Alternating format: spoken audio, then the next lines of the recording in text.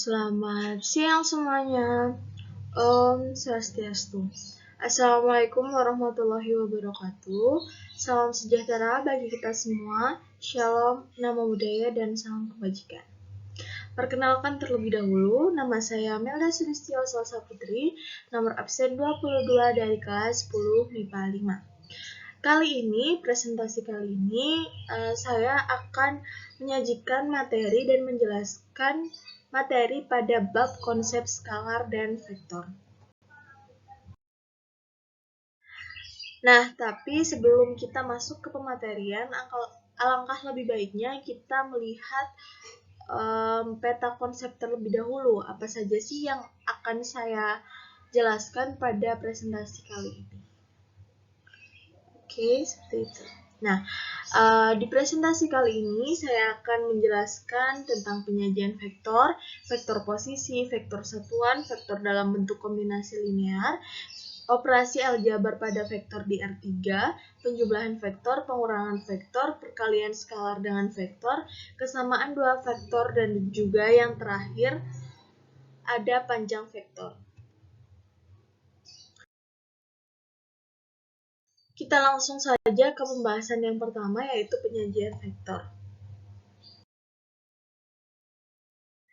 Vektor pada ruang adalah vektor yang terletak di dalam ruang dimensi 3. Ruang ini dibentuk oleh 3 sumbu, yaitu sumbu X, Y, dan Z. Kalau pada dimensi 2 yang sebelumnya saya bahas, itu sumbunya cuma X dan Y. Tapi di kali ini ada 3, yaitu tambahnya ada sumbu Z. Ketika sumbu ini berpotongan tegak lurus, hasil perpotongan ini adalah O. Selanjutnya, titik O disebut sebagai sumbu pusat. O itu originnya. Perhatikan gambar kaidah jari tangan kanan. Pada slide selanjutnya, nanti saya akan menunjukkan gambar kaidah jari tangan kanan karena pada slide ini tidak memungkinkan. Oke, tapi kaidah ini menerangkan beberapa hal, yaitu yang pertama, jari telunjuk menunjukkan sumbu Y. Bilangan-bilangan yang terletak setelah O dan searah telunjuk merupakan bilangan positif. Arah dan letak sebaliknya berarti bilangan negatif. Yang kedua, ibu jari menunjukkan sumbu X. Bilangan yang searah ibu jari dan terletak setelah O merupakan bilangan positif. Arah dan letak sebaliknya merupakan bilangan negatif. Yang ketiga, jari tengah menunjukkan sumbu Z. Bilangan yang searah jari tengah dan terletak setelah O merupakan bilangan positif. Arah dan letak sebaliknya merupakan bilangan negatif.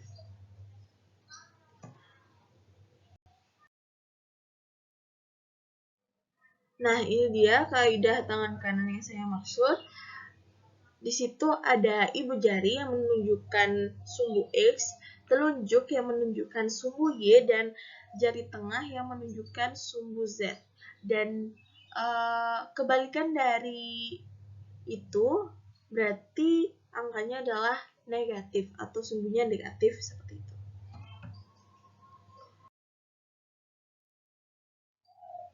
Lanjut, vektor OB di samping merupakan vektor ruang dengan pangkal O yaitu 0, 0, 0, dan ujung B 1, 1, 1. Vektor OB ini dapat ditulis menjadi vektor OB sama dengan 1, 1, 1. Vektor ruang dapat pula ditulis dalam satuan vektor I, J, K. Satuan vektor I sesuai dengan sumbu X, satuan vektor J sesuai dengan sumbu Y, dan satuan vektor K sesuai dengan sumbu Z. Vektor OB yang tadinya 1, 1, 1 dapat ditulis menjadi satu vektor satuan I, satu vektor satuan Y, satu vektor K. Seperti itu. Nah, lalu perhatikan contoh gambar vektor di bawah ini. Sudah saya tampilkan pada slide, semoga bisa dimengerti. Kita lanjut ke pembahasan yang kedua, yaitu vektor posisi. Vektor posisi P adalah vektor OP, yaitu vektor yang berpangkal di titik O, yaitu 0, 0, 0, dan berujung di titik P, yaitu X, Y, Z.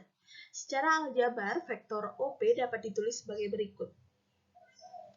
Lanjut, vektor OP, yaitu X, Y, Z, pada dimensi 3 dapat dinyatakan sebagai kombinasi linear dari vektor satuan I, J, K sebagai berikut.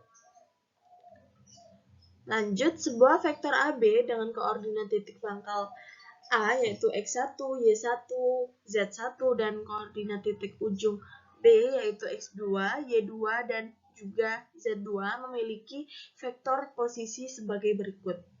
Bisa dilihat pada slide ya. Semoga dapat dimengerti oleh teman-teman semuanya.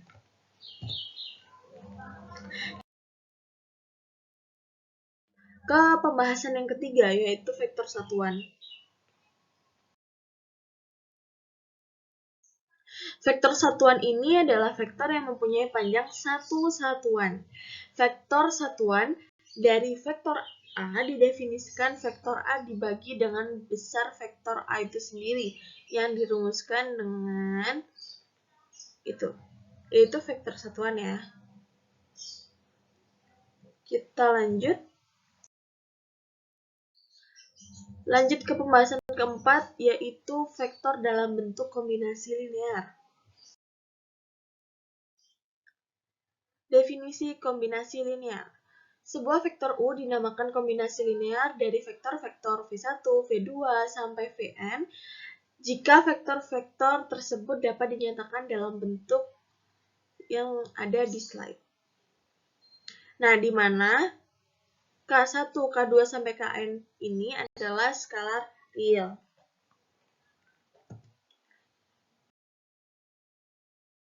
Lanjut ke pembahasan yang kelima, yaitu ada operasi aljabar pada vektor di R3.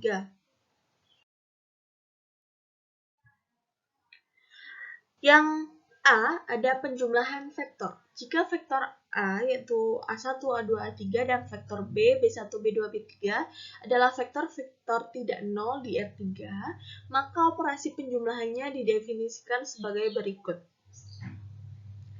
Jadi vektor A plus vektor B yaitu vektor A1 ditambah dengan B1.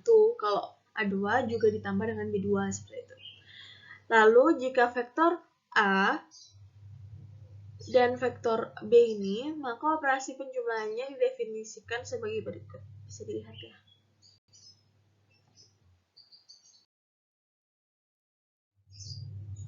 Lalu kita lanjut ke pengurangan vektor. Nah, di pengurangan vektor ini hampir sama pada penjumlahan.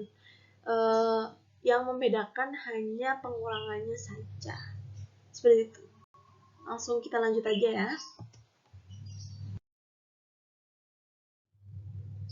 Nah, yang C ada perkalian skalar dengan vektor. Hasil kali vektor A yaitu ada A1, A2, dan A3 dengan suatu skalar C didefinisikan sebagai berikut. Jadi C-nya itu dikali dengan A1 atau dengan A2 atau dengan A3. Lanjut, hasil kali vektor A, A1 dari satuan I, A2 ditambah A2 dari vektor satuan J, A3 dari vektor satuan K dengan suatu skalar C, maka didefinisikan sebagai berikut. Oke, kita lanjut. Lanjut yang keempat ada kesamaan dua vektor. Dua buah vektor A dan B dikatakan sama apabila keduanya mempunyai besar dan area yang sama. Nah, seperti pada gambar A, vektor A dan vektor B itu sejajar dan sama panjang. Dan juga arahnya mereka tuh sama ke atas ya. Dengan demikian, berarti vektor A itu sama dengan vektor B. Oke, kita lanjut. Lanjut ke pembahasan yang ke-6, yaitu panjang vektor. Panjang suatu vektor OP, yaitu X, Y, Z, dirumuskan sebagai berikut. Vektor OP dilambangkan sebagai vektor OP berisi nilai mutlak, lalu itu memakai rumus akar kuadrat ya. Di situ ada akar X kuadrat ditambah Y kuadrat ditambah Z kuadrat.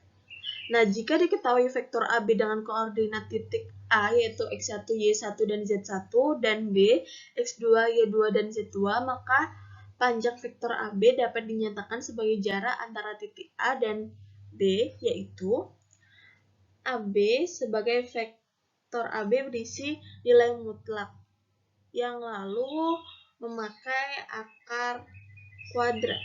Ya, di situ ada komponen X pada titik 2 dikurangi komponen X pada titik 1 kuadrat.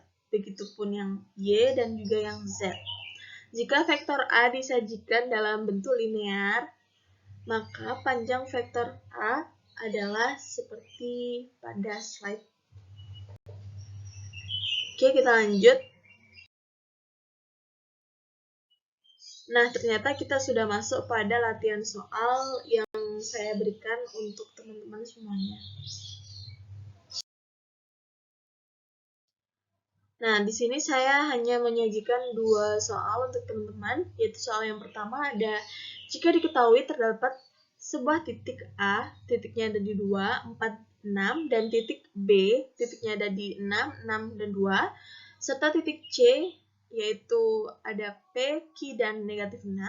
Nah, apabila titik A dan B serta titik C ini letaknya segaris, ya segaris, carilah beberapa nilai dari P ditambah Q. Karena di sini kan P dan Q belum diketahui ya pada titik C ini. Dan soal yang kedua adalah apabila diketahui vektor di titik A dan titik B dan vektor pada titik C yang terletak di antara garis AB seperti yang ada pada gambar. Nah, maka tentukanlah persamaan dari vektor C. Nah, segitu soal yang dapat saya berikan untuk ternyata untuk pematerian kali ini sampai dengan situ terlebih dahulu. Semoga dapat dimengerti oleh teman-teman semuanya.